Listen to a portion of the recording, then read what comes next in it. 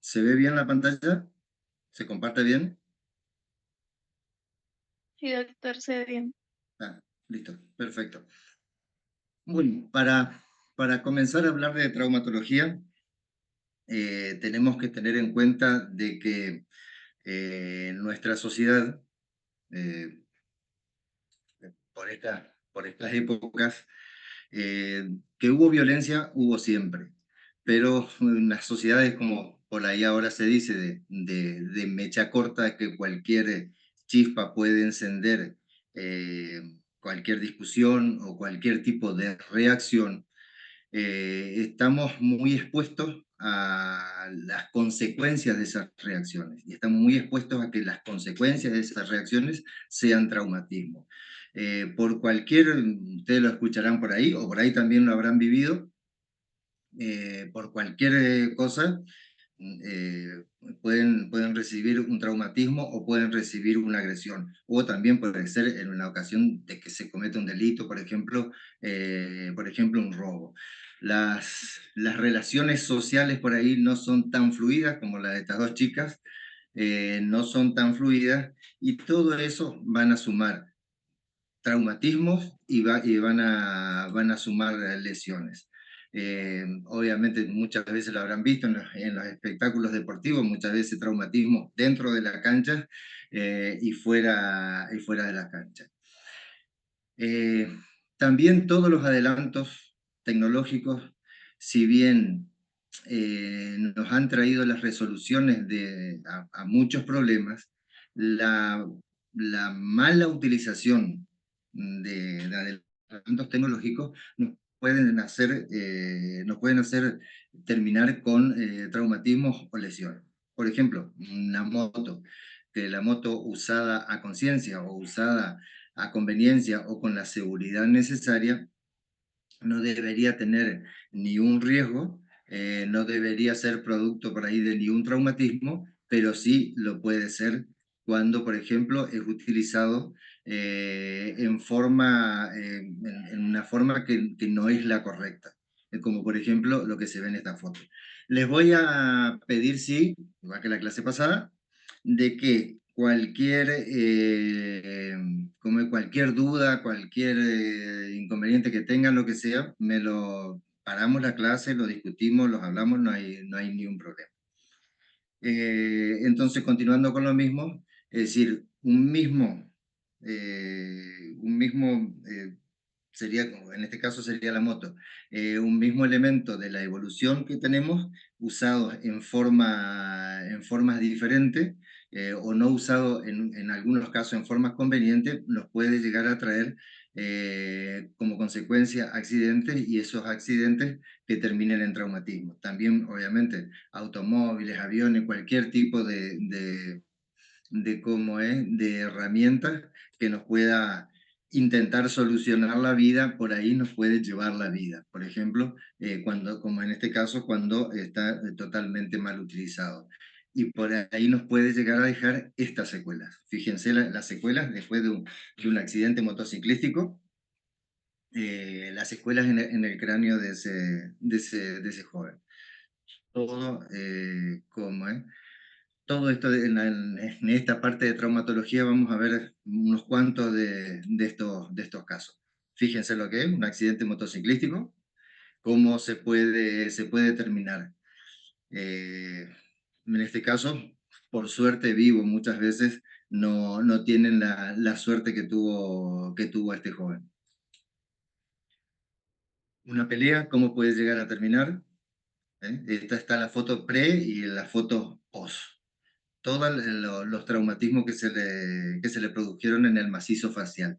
Interesa muchísimo esto, porque no se olviden que nosotros vamos a trabajar a nivel del sistema estomatognático, pero nos va a interesar también todo lo que toda la región peribucal, todo lo que rodea a nuestro sistema estomatognático. ¿Por qué?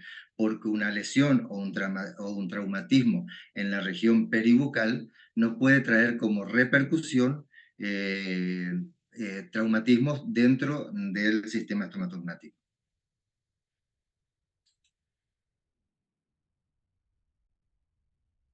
Todos ejemplos de distintos tipos de traumatismo. Miren lo que es el cortecito de esa señora. eh, Traumatología pura. La traumatismos se pueden producir en cualquier parte del organismo. Creo que los más representativos, los que, los que lo puede llevar durante toda la vida y es imposible de ocultarlo, son las secuelas o las consecuencias de los traumatismos en el rostro. Por ahí en el cuerpo, con la ropa, se puede disimular, pero en el rostro es muy difícil. Más allá de las técnicas quirúrgicas, de reconstrucción que pueda haber, es muy difícil de poder disimular, y por ahí teniendo eso, por más que se cure, se cicatrice, esas marcas el día de mañana viéndose en el espejo o que alguien lo vea, va a recordar ese hecho traumático. Y así es como la, la ciencia que va a tratar estos traumatismos es la traumatología. Dentro de la traumatología tenemos la traumatología forense, que es parte de la medicina forense. La traumatología forense es parte de la medicina forense que que va a estudiar los traumas, va a estudiar a los accidentes, a las lesiones, va a estudiar los traumas, las consecuencias, pero siempre aquellos traumatismos que tengan una implicancia o que tengan una acción médico-legal. Entonces, eso va a ser estudiado por la traumatología forense. ¿Qué es la traumatología? La traumatología no es más que el estudio de la acción y de las consecuencias de un trauma sobre nuestro cuerpo. Y el traumatismo no es más que la acción violenta que se va a ejercer sobre un organismo. Las definiciones de traumatología, de traumatismo.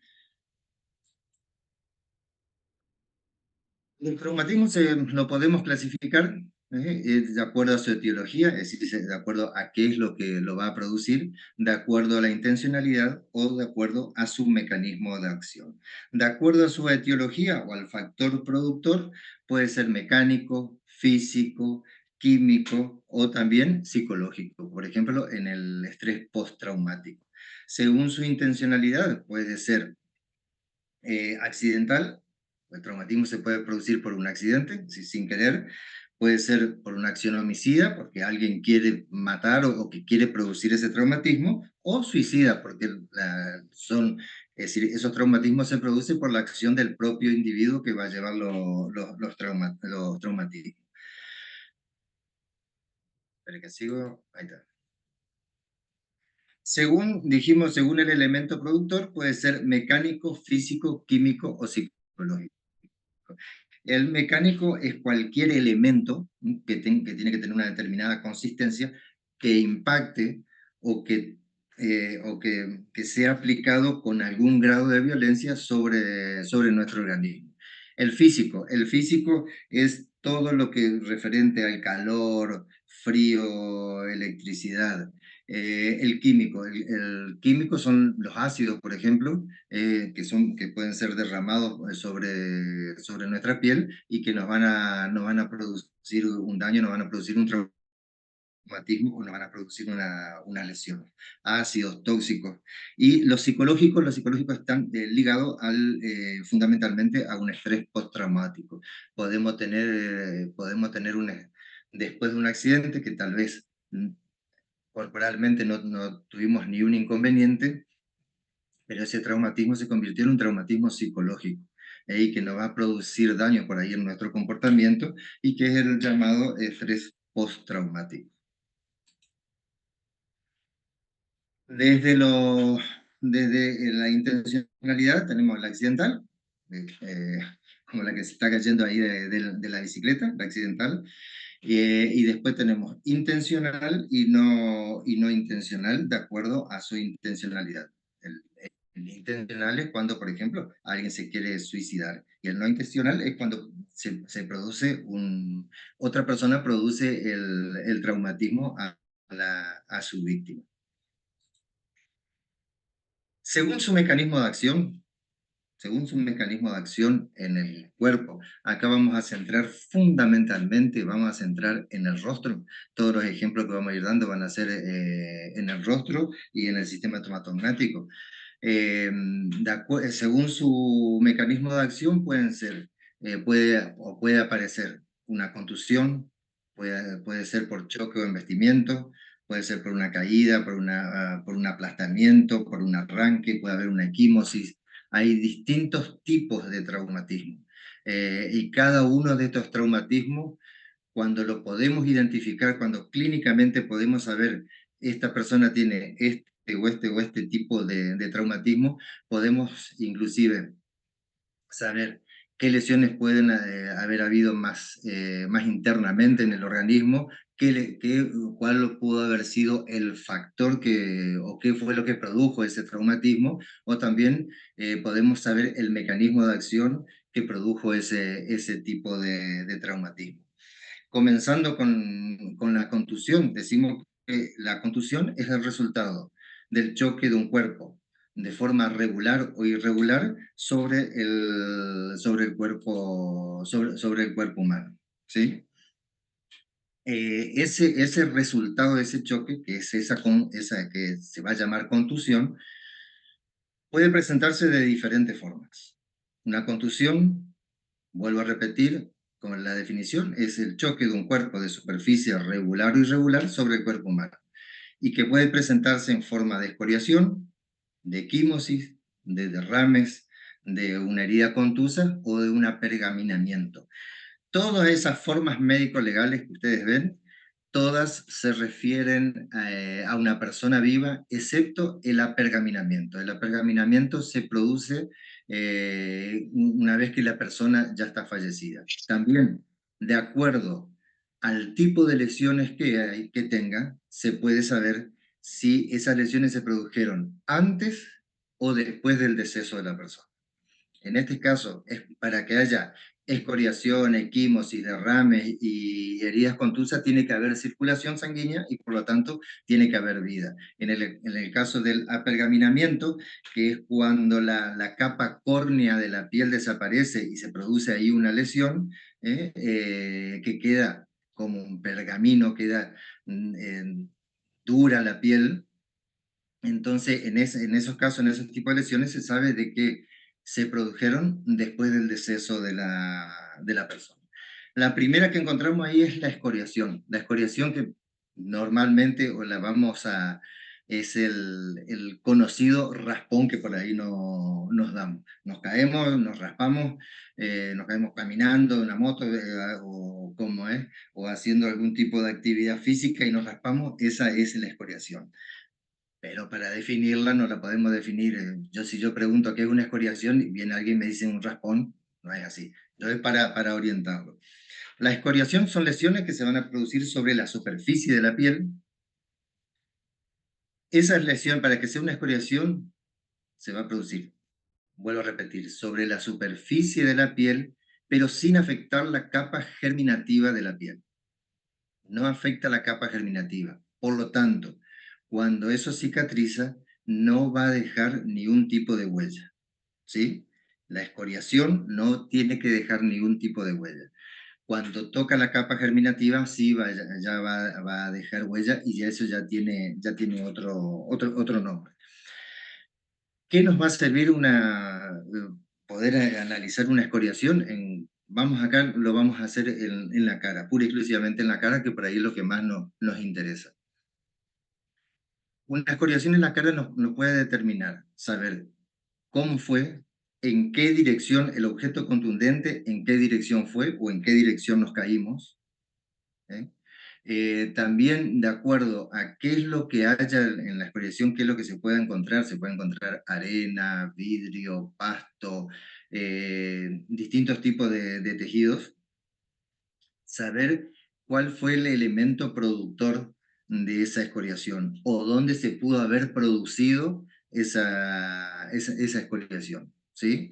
Si alguien aparece en su casa y dice, no, acá me raspé, me caí acá en el patio, y el patio tiene todo cerámico, me caí acá en el patio, mirá, y en la escoriación o estudiando la escoriación se ve que hay pasto, que hay tierra, evidentemente se había caído en otro lugar. Entonces, del análisis de la escoriación nos puede dar la velocidad con que se produjo la escoriación, la dirección del objeto contundente, y también nos puede dar una idea de dónde se pudo haber producido la, ¿cómo es? El lugar donde se pudo haber producido la lesión. Ahí con las escoriaciones, ahí dice que son lesiones superficiales por desprendimiento de los primeros planos de la dermis, sin afectar la capa germinativa, ¿sí? Por lo tanto, no va a dejar cicatriz. Esos son un ejemplo de escoriaciones. Ahí en la cara y hay uno en el brazo también. Son las típicas caídas, son escoriaciones.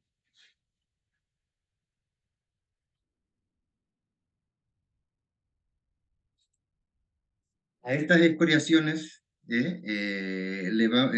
va a seguir con equimosis, que las equimosis son otro tipo también de lesiones que se pueden llegar a producir. ¿Qué es una equimosis? Es cuando hay una ruptura de los vasos, pero se produce la ruptura en el espesor de los tejidos, ¿sí?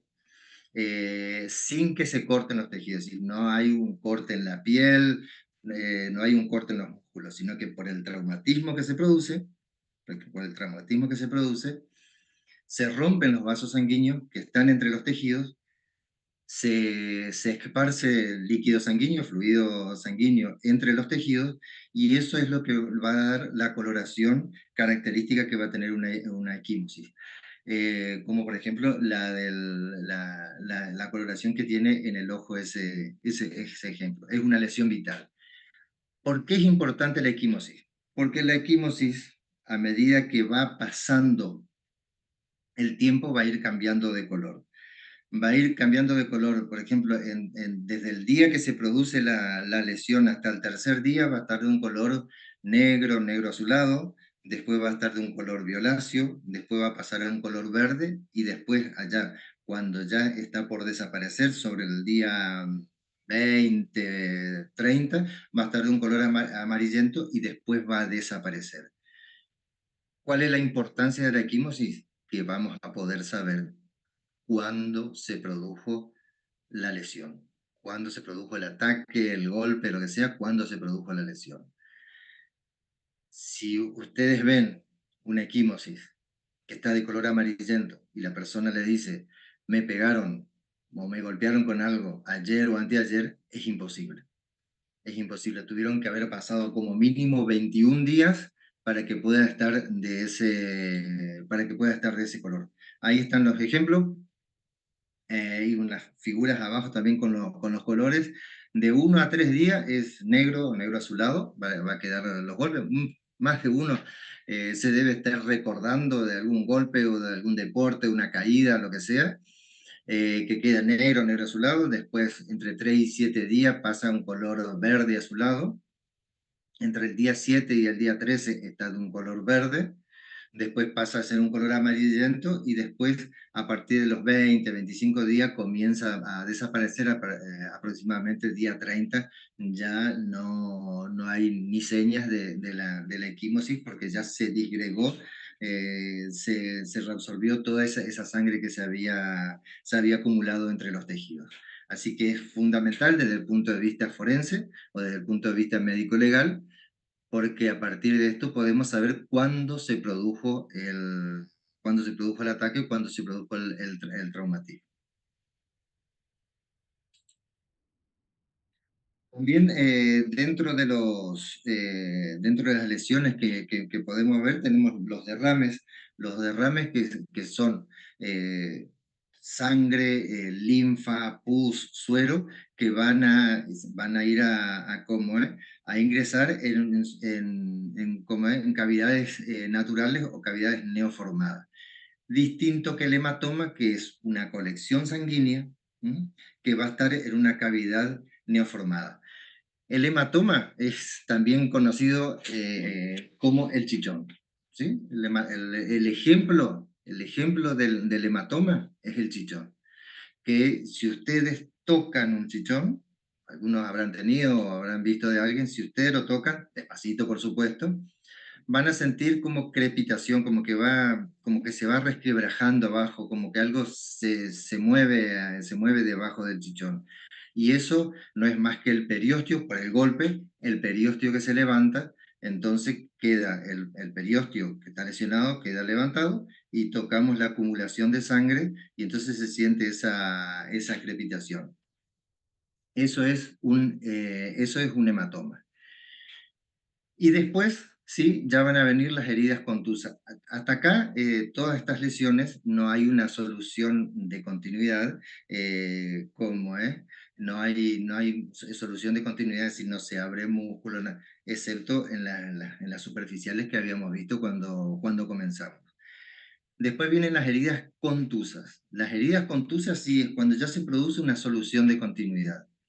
La solución de continuidad esa se puede producir en los tejidos tegmentarios, como puede ser piel, como puede ser músculo, ligamento, o si no, también en los tejidos óseos, en los tejidos duros. Pero acá ya hay una solución de continuidad. Acá se abrió el tejido. Esa es la diferencia con las heridas, en las heridas contusas con los demás. Ahí está, hay una solución de continuidad en los tejidos tegmentarios o esqueléticos.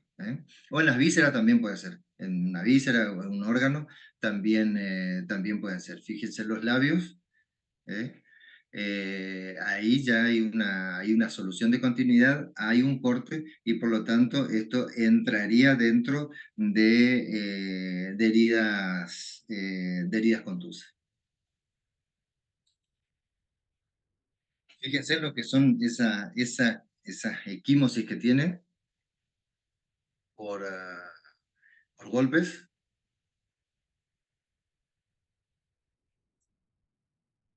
Fíjense, por, por un golpe en las fosas nasales, lo que pasa alrededor de las órbitas. Hay derrames de sangre, ese síndrome se llama síndrome de Mapache, porque técnicamente queda parecido al mapache, queda en ambas órbitas.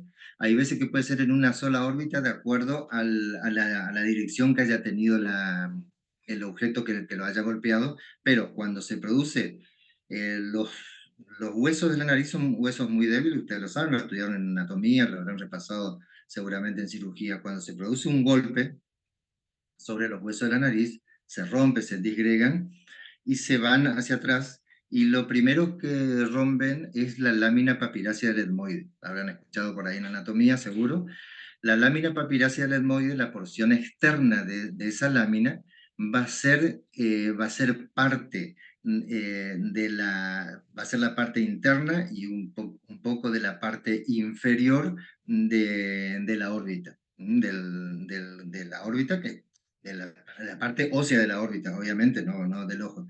Entonces, al romperse ese hueso, que son muy finitos, se produce un sangrado y ese sangrado queda ahí alrededor de los ojos. Puede ser que no le hayan pegado en los ojos, pero por repercusión, por lo que pasó en la nariz, por repercusión, va a haber sangrado en otros lugares. Fíjense, este caso, la diferencia que hay en cómo se pudo reconstruir. Las heridas muchas veces son imposibles o las secuelas de esos traumatismos son imposibles de poder disimular. Ahí tiene una fractura a nivel nasal. Fíjense, la fractura a nivel nasal tiene el síndrome del mapache. Todos pasan lo mismo cuando hay un golpe fuerte en la nariz. Y fíjense la fractura del maxilar inferior por donde sale el canino. Miren ahí abajo, ¿dónde sale ese canino? Hay una fractura completa del maxilar inferior. Ya vamos a llegar a esas fracturas. Todos aquellos que quieren hacer cirugía, traumatología bucomaxilofacial, los que me, tengan atención en un hospital, que es donde primero van los traumatismos, son aquellos que van a tener que por ahí enfrentarse a estos casos y saber manejarlos. Por lo menos saber manejar las primeras horas. Lo fundamental cuando reciben algún paciente traumatizado es poder hacer un diagnóstico, por ahí a las corridas, hacer un diagnóstico, y tratar de hacer, si no tienen la especialidad obviamente, tratar de hacer los primeros auxilios para que por ahí el manejo del paciente no haga que después sean peor todavía con el manejo, que se puede empeorar cómo es la situación clínica de este paciente. Miren, esta chica también por un golpe en la nariz, se rompen muchos de los huesos. En este caso, evidentemente, el golpe fue dirigido hacia un solo lado, y bueno, se produce la ruptura, como le dije, de la lámina papirácea del etmoide, y eso es lo que termina por producir el síndrome de Mapache ¿cómo es? Y que se hinche todo el sector derecho, si bien el sector izquierdo quedó normal, pero el sector derecho. Fíjense la diferencia entre el pre y el post. Y acá vamos a llegar para ir desde lo que sea la cara, vamos a ir al sistema estomatognático, y donde vamos a tener en cuenta las lesiones o los traumatismos dentarios, y de los tejidos de soporte de los dientes también. Vamos a dividirlo primero entonces en los traumatismos dentarios.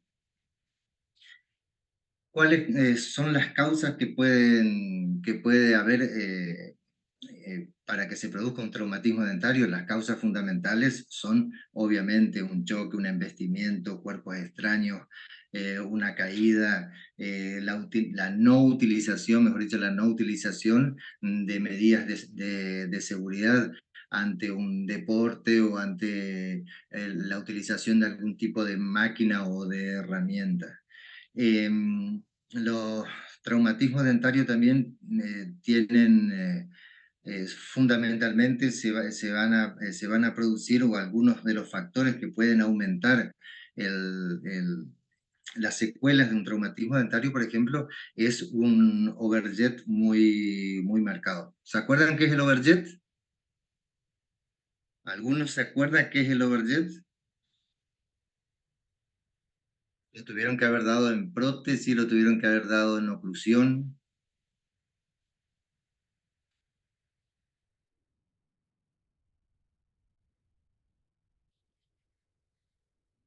¿Estamos sabiendo lo que es el overjet o el overbite?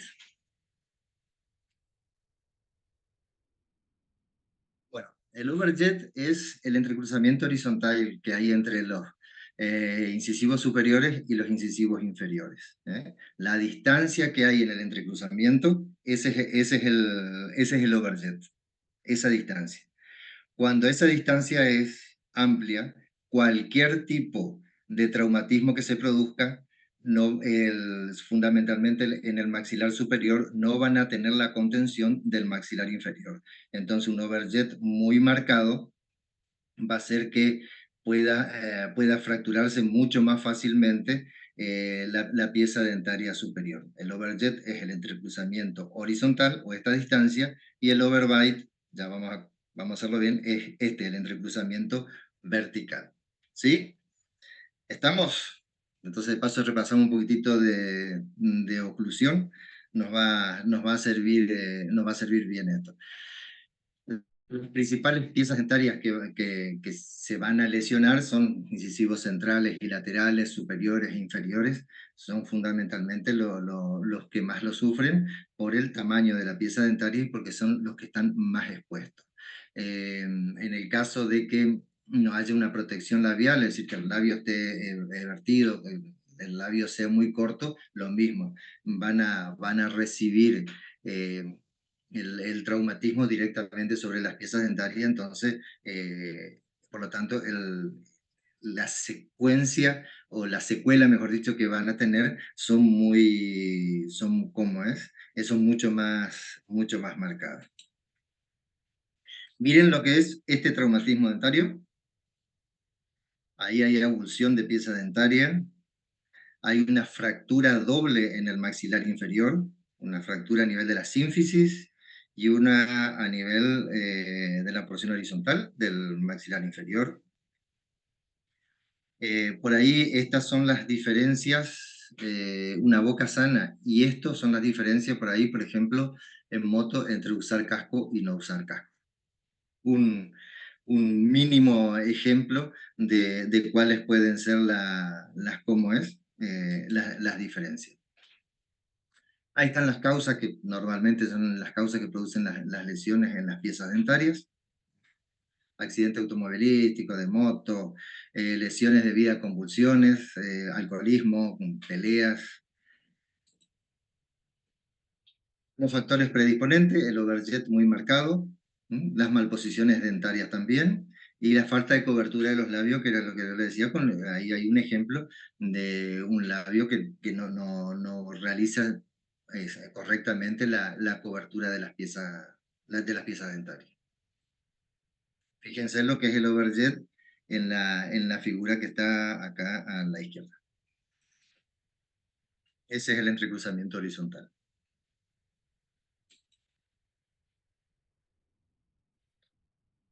Los mecanismos de las lesiones dentarias puede ser por un trauma directo, es decir, el objeto golpea la pieza dentaria y la rompe.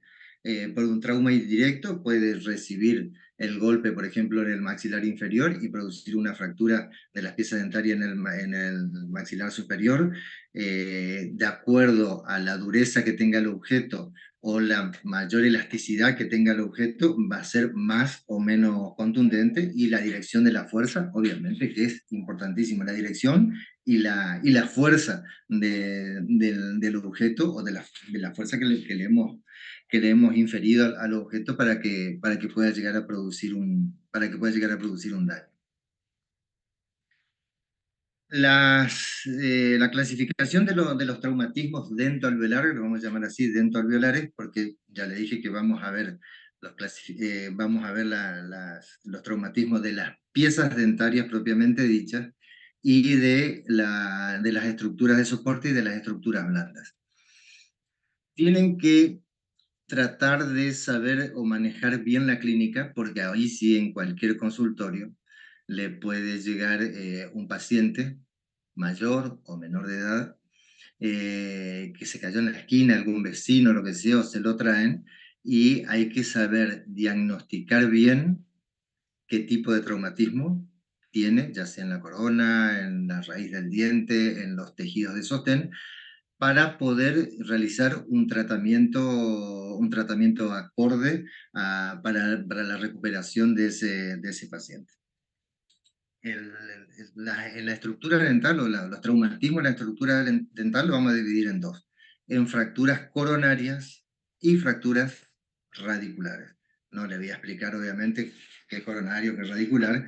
Eso ustedes lo están manejando mucho mejor que yo. Dentro de las fracturas, fíjense lo que son esas fracturas. Fracturas del ángulo, algunos ya tienen abulsión directamente de la pieza dentaria. Fíjense lo que es una fractura de un ángulo. Llegan a recibir un caso así y lo tienen que saber manejar, y es fundamental, yo no digo las primeras horas, los primeros minutos. Cómo manejan un caso así los primeros minutos. La evaluación que tienen que hacer de los tejidos duros, de los tejidos blandos, la radiografía, obviamente, todo, en un momento de muchísimo estrés del paciente, del familiar no le digo nada, pero hay que saber manejar perfectamente esos casos en los primeros minutos. Y para eso hay que hacer un buen diagnóstico, y para hacer un buen diagnóstico hay que mirar bien, y ver bien todas las estructuras, ¿no? Vuelvo a repetir, no solamente las estructuras duras del diente, sino que también las estructuras blandas que van a rodear a la pieza dentaria. Las fracturas coronarias son lesiones ya muy frecuentes, donde ahí el diente va a absorber la fuerza del golpe, dice, y cuando no lo puede absorber más, se van a fracturar. Hay distintos tipos de fracturas, o de lesiones que se pueden llegar a producir en las piezas dentarias. Unas son las fisuras, las fisuras o grietas del esmalte, donde ahí hay un ejemplo, ahí abajo en el dibujo.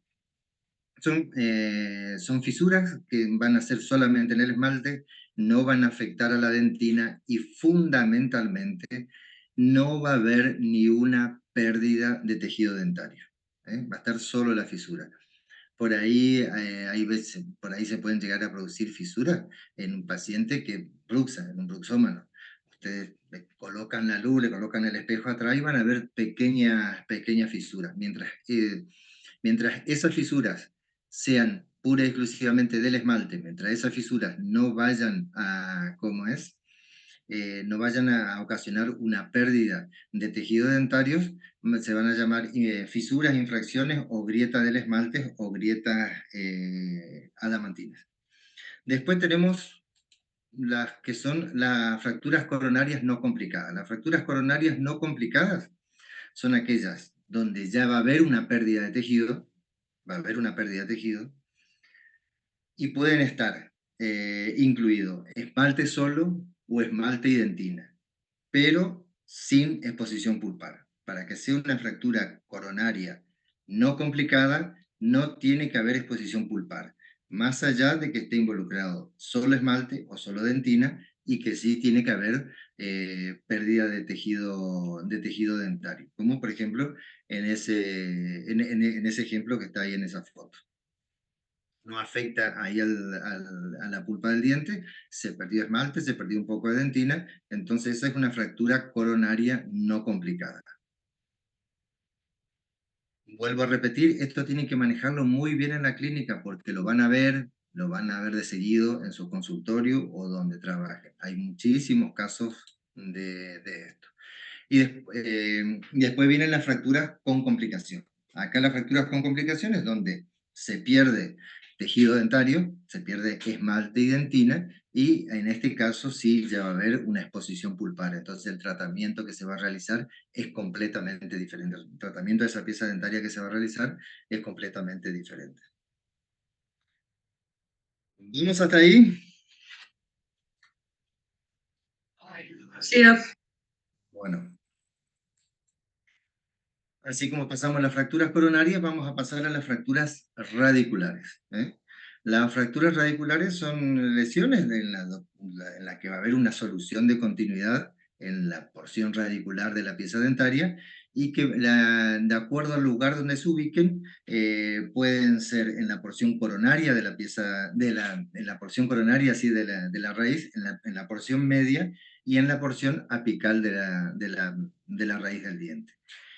Cuando las fracturas radiculares se producen en el tercio coronario, lo que tienen que tener siempre en cuenta, y que eso va a cambiar el diagnóstico y el tratamiento que vayan a realizar ustedes, si esa fractura del tercio coronario de la raíz se produjo supracrestal o infracrestal. Es decir, si esa fractura del tercio coronario se produjo por fuera o por debajo o por dentro de la cresta alveolar. Eso es lo que va a cambiar, que puedan hacer ese diagnóstico correctamente, es lo que va a cambiar el tratamiento después que va a venir el tratamiento para curar esa fractura.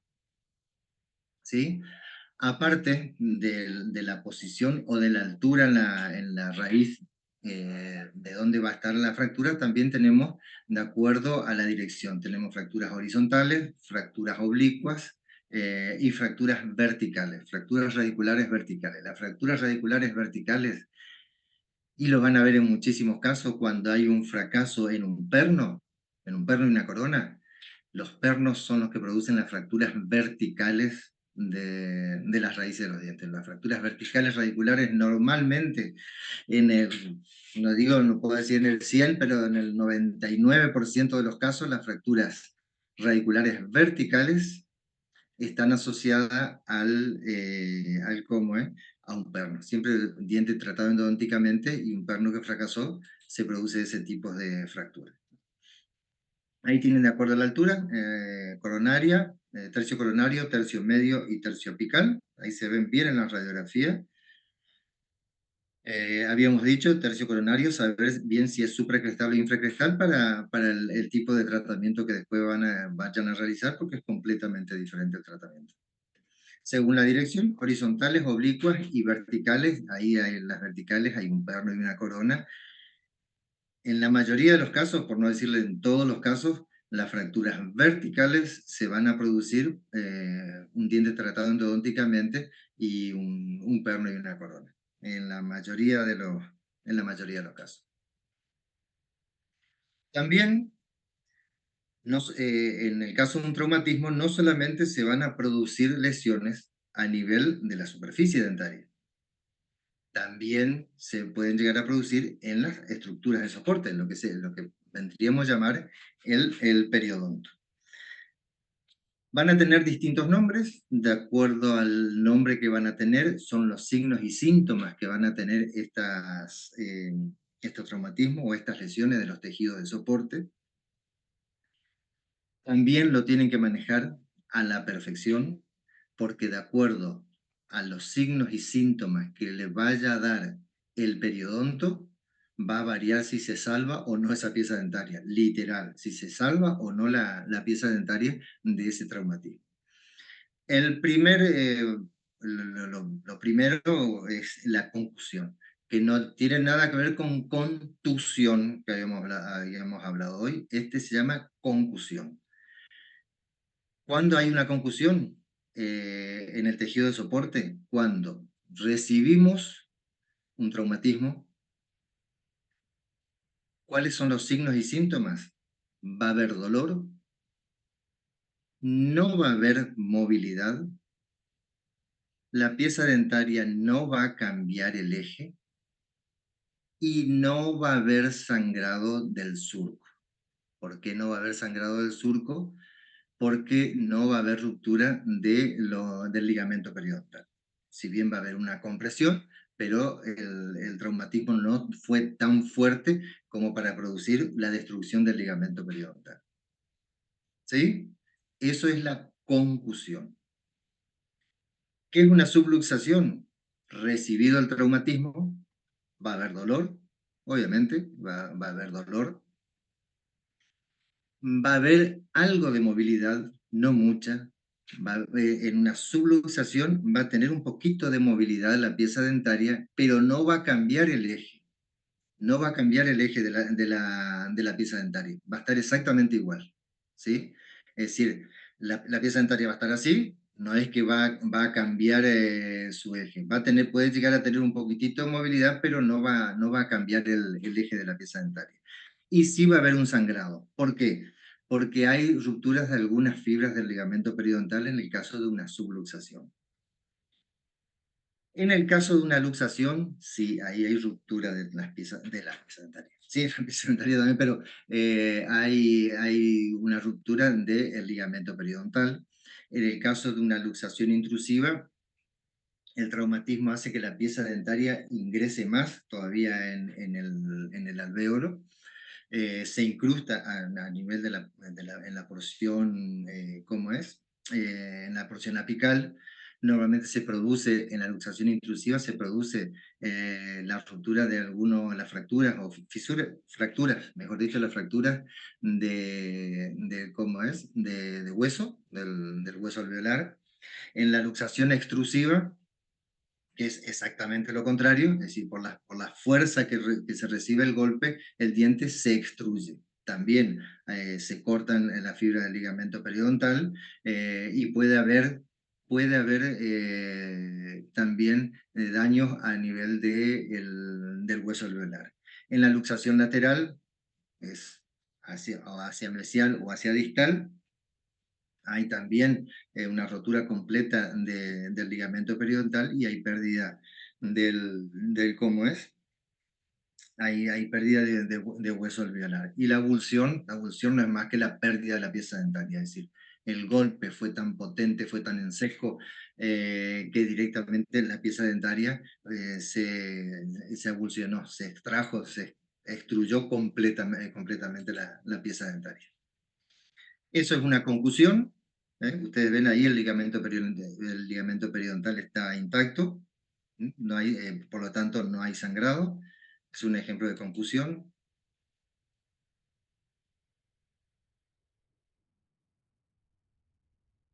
Fíjese cómo queda después una conclusión la relación entre el ligamento periodontal, el hueso y la raíz de la pieza dentaria.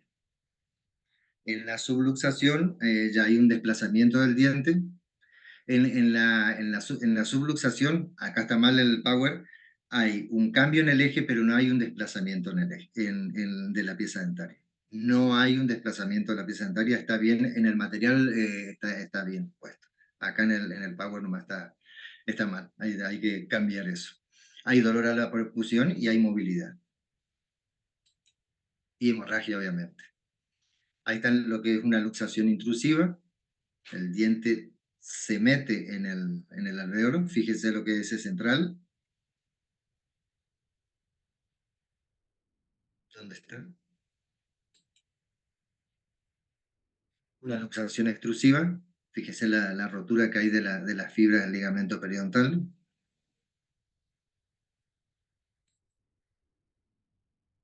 Una luxación extrusiva, todo lo contrario a la luxación de la foto anterior.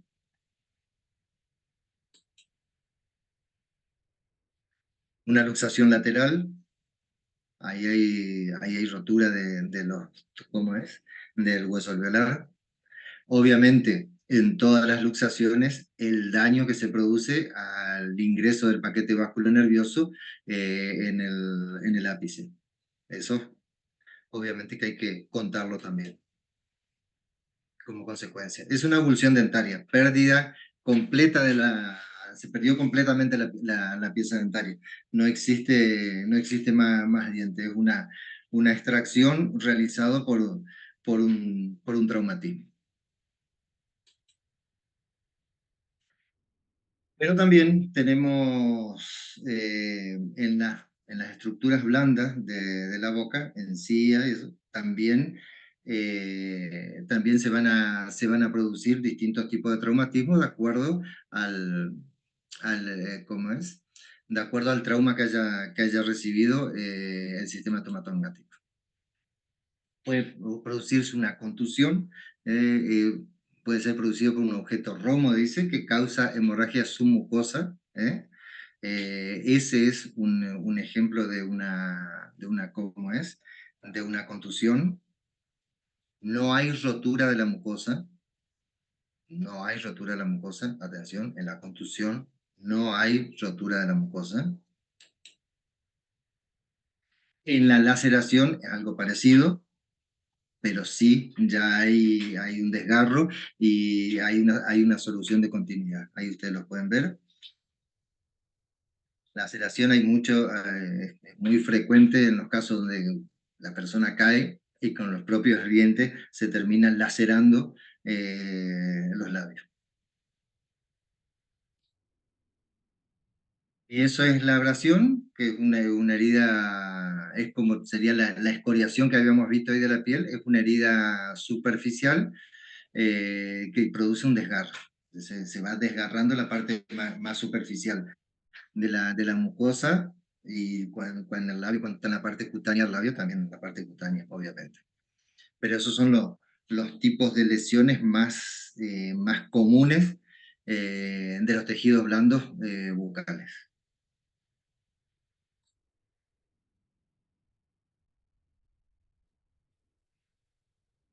Después tenemos que tener en cuenta las fracturas en los maxilares, ¿sí?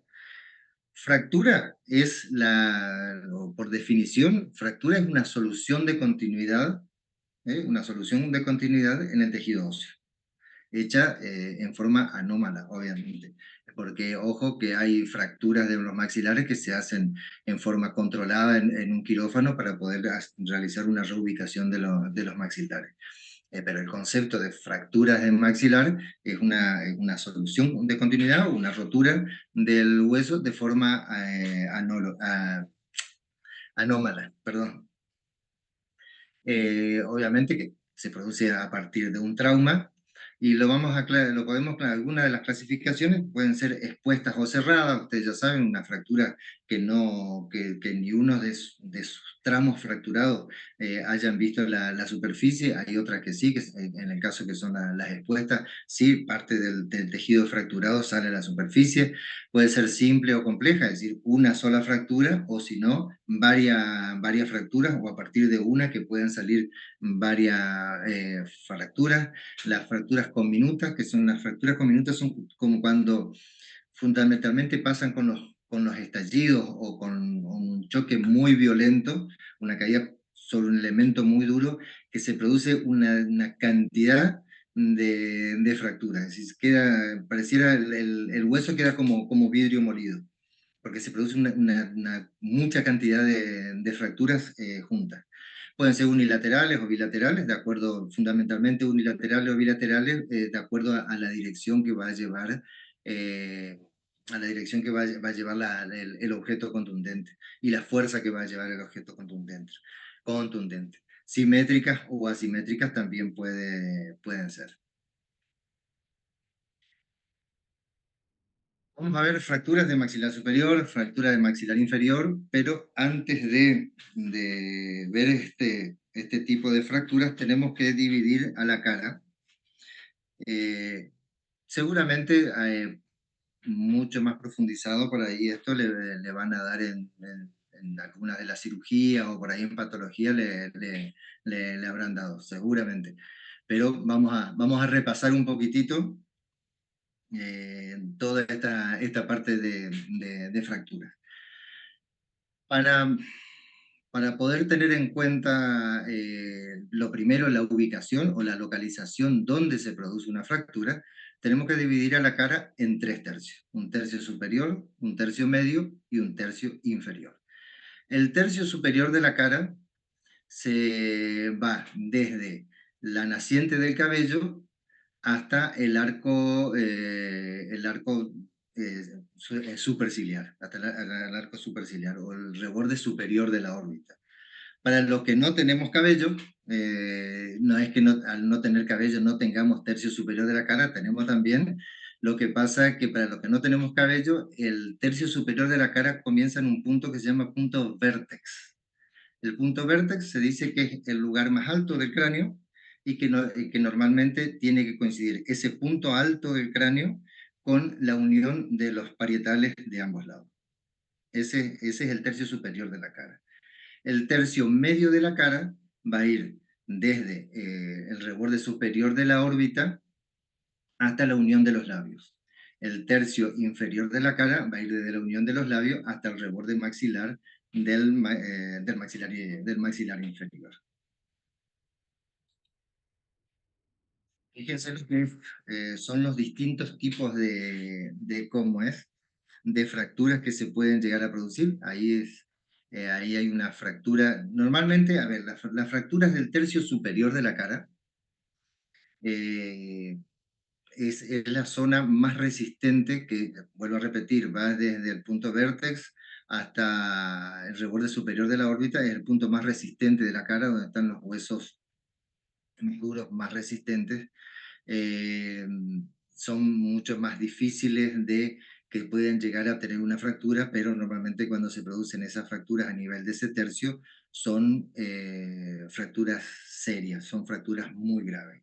El del tercio medio de la cara va a estar dado por las fracturas o los traumatismos que se producen en los huesos propios de la nariz, en el suelo de la órbita, en el hueso malar y en el hueso cigomático y el hueso maxilar superior. Esa fractura que ustedes ven ahí es una fractura de un malar. Se produce, si por un traumatismo, se produce sobre las fosas nasales. Ahí se ven perfectamente, ustedes ya saben, cuando se produce el traumatismo sobre las fosas nasales, los huesos que son muy delgaditos se hunden, se rompe la lámina papilácea etmoide, comienza a haber un sangrado periorbitario, forma la fascia de Mapache, pero acá también hay un hundimiento del malar. El golpe para que se pueda, para que se pueda hundir el malar, porque cuando se produce una fractura del malar, el malar se hunde. Para que ustedes tengan una idea, el malar está unido al macizo craneofacial por 4 arbotantes, se dice que son 4 columnas, para que se pueda hundir el malar, para que se pueda fracturar el malar, 2 de esos arbotantes o 2 de esas columnas se tienen que romper. El golpe que tiene que ser es impresionante, pero se puede llegar a producir. A ese chico le pasó. Ahí lo que tiene es una fractura en el malar, tiene un hundimiento, se hunde el malar, y después en la técnica quirúrgica lo que se hace es, literal, se lo engancha al malar y se lo trae hacia afuera, y después sí se lo suelda ¿cómo es? Con mallas de titanio. Hay una técnica bastante difícil. Acá también va a estar incluido lesiones en el suelo de la órbita. Obviamente, por el hundimiento en la nariz va a haber las fracturas en la lámina papilácea del etmoide.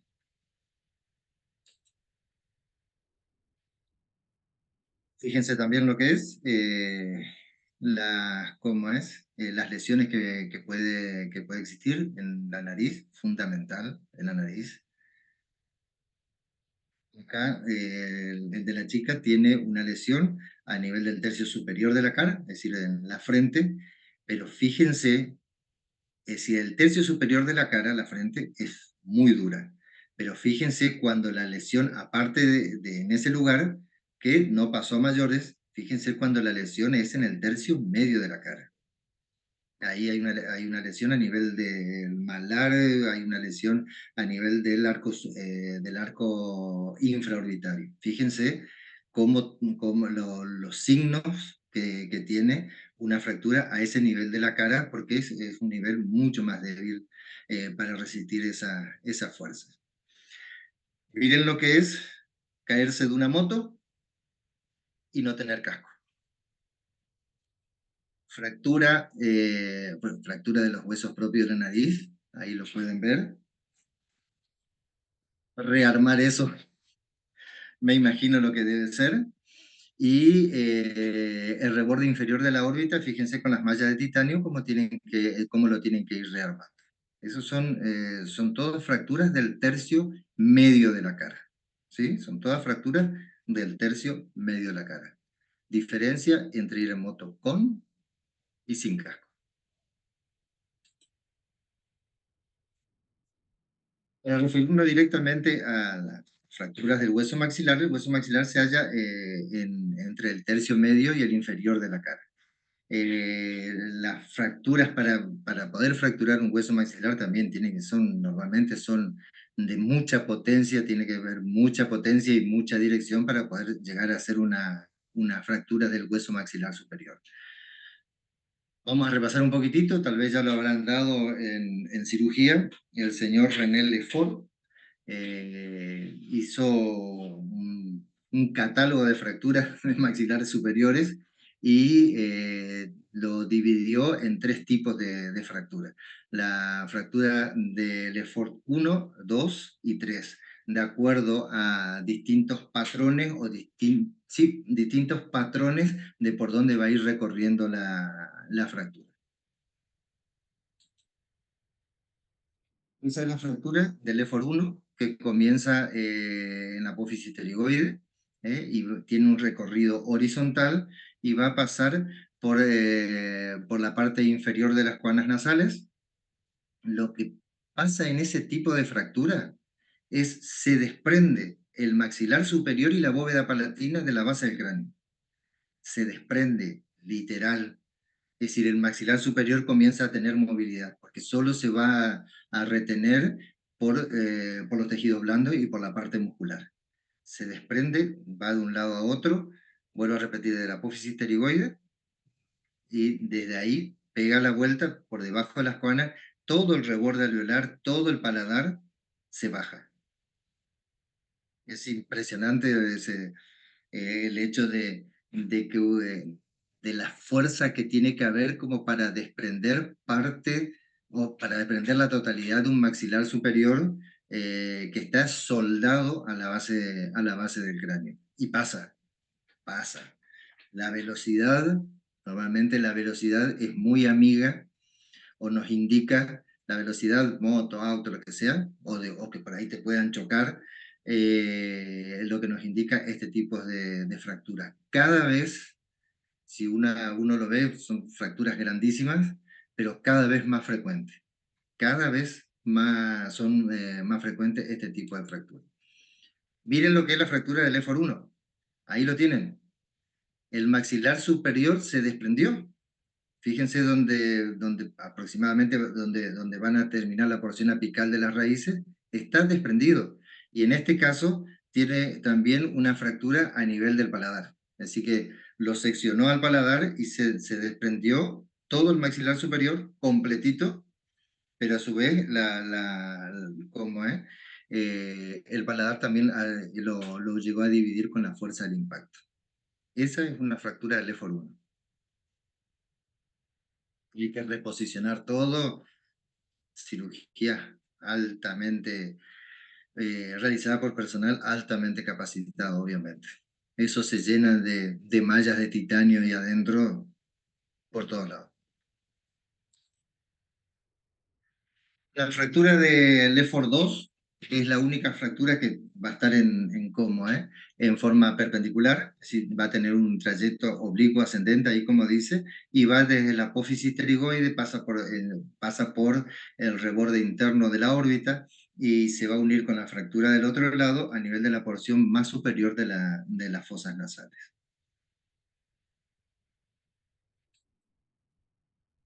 Y la fractura del EFOR 3 también es horizontal, pero ahí, fíjense, va desde la unión de las fosas nasales, de la porción superior de las fosas nasales, pasa por la parte interna y por el piso de la órbita. Pasa por la parte interna y el piso de la cavidad orbitaria. ¿Se imaginan que no sé si ustedes habrán tocado alguna vez, esos huesitos que la lámina papilar y el etmoide, vuelvo a repetir otra vez, son muy finitos, son como papeles, se fracturan, se fisuran, se pierden también muy fácilmente. Imagínense cómo van a sangrar. Fíjense que se puede romper la apófisis cigomática. Como no, impresionante el golpe, perdón, el arco cigomático, no, nada que ver con la apófisis cigomática, el arco cigomático también se va a romper. Eso es una fractura del EFOR 3. Las fracturas del EFOR 3 y también la del EFOR 2 tienen algún compromiso por ahí vital. Pueden llegar a tener algún compromiso vital si no son tomadas con tiempo y por manos expertas. Por eso que hay que tener muchísimo cuidado con eso. Después tenemos las fracturas del tercio inferior de la cara, que son las que van a estar comprendidas entre la columela nasal y el mentón. Esa va a ser la zona donde se van a producir, fundamentalmente, van a abarcar la mandíbula. El maxilar inferior es el que va a estar inmiscuido en este tipo de fracturas del tercio inferior de la cara. Se puede fracturar el ángulo mandibular, se puede fracturar el cóndilo mandibular, puede haber una fractura sinficiaria, la sínfisis del mentón, puede haber en las ramas ascendentes, puede haber solo de los procesos alveolares, puede haber en los cóndilos, en el cuello del cóndilo, puede haber fracturas de las apófisis coronoides. Es bastante común las fracturas en los cuellos de los cóndilos y en el cóndilo. Normalmente cuando el objeto contundente viene de un lado hacia otro, vamos a suponer del lado derecho al lado izquierdo, que la fractura se produzca del lado contrario. Normalmente la fractura se produce del lado contrario al que vino la fuerza, o a la dirección de la que vino la fuerza. Miren lo que es estas fracturas del maxilar inferior. Hay una pieza dentaria, un canino, ahí que se puede ver, cortó la piel, obviamente que es una fractura expuesta. Fíjense lo que es la fractura de la rama ascendente del maxilar inferior. Miren lo que es esa fractura. Las piezas dentarias aparentemente están todas bien. Lo único que tiene ahí ¿cómo es? El lateral, el canino, Lo único que tiene es un poquitito de sangrado, un poquitito de tumefacción, y fíjense lo que es el hueso. Fíjense lo que es el hueso abajo. La fractura que tiene una fractura completa. Tiene una fractura completa, desde el reborde alveolar hasta el reborde basilar. Completa la fractura que tiene en ese maxilar inferior.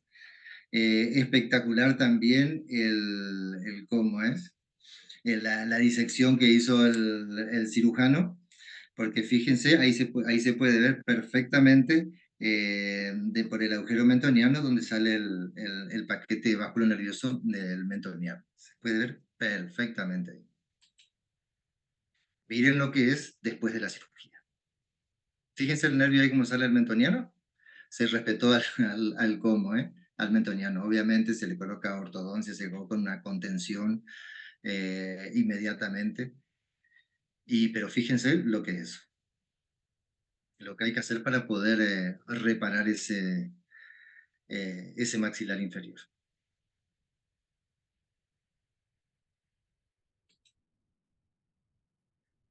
Bueno, esta es la parte de cómo es, de traumatología. Voy a dejar de compartir y ya voy a ir a la parte de lesión. Eh, esto de traumatología, hay traumas muy pequeños algunos, como vieron, que son traumas muy importantes. Cualquiera lo podemos ver, tenemos, como yo les había dicho hoy, tenemos que tratar de saber manejar, hacer un diagnóstico rápido, un pronóstico rápido, tratar de saber manejar estos casos. No, a ver, excepto que hagan, si, a ver, la fractura de los maxilares, bueno, si hacen cirugía y traumatología o si están en algún hospital, por más que sea hospital chico u hospital grande, sea un hospital en el interior, alguien se cae y se golpea la boca y tiene una fractura, a quién le van a llevar? ¿Cómo es? Al odontólogo que está en la salita o que está en el hospital. Así que ese lo tiene que saber manejar perfectamente. Yo me recibí y me recibí y al poco tiempo comencé a trabajar en un hospital en el interior, y a los 3 meses de trabajar en el hospital me traen un paciente que había recibido una patada de un caballo, le desarmó maxilar superior y maxilar inferior. Una patada de un caballo, de cerca parece que era, le desarmó, pero lo desarmó. Es bastante difícil, es decir, 3 meses hacía de que comenzaba con mi primer trabajo y recibí eso. Pero bueno, tenemos que estar un poco preparados en esos casos, tenemos que tener un poco la sangre fría y manejar el paciente, que normalmente el paciente que llega con esos casos que son muy severos, normalmente llega inconsciente.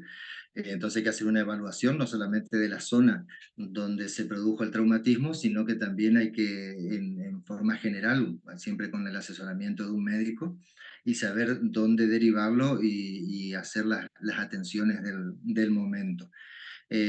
Como también las lesiones mínimas que también, si no las sabemos manejar, no sabemos manejar, por ejemplo, o no sabemos diagnosticar, como hoy le decía, una fractura en el tercio coronario, una fractura radicular en el tercio coronario, si es supra o infracrestal, si no la sabemos manejar, un paciente que por ahí podía, si era supracrestal y podía salvar la pieza dentaria, puede ser que no la pueda salvar si no la sabemos manejar. Y saber manejar es saber diagnosticar. ¿Sí? ¿Estamos, gente?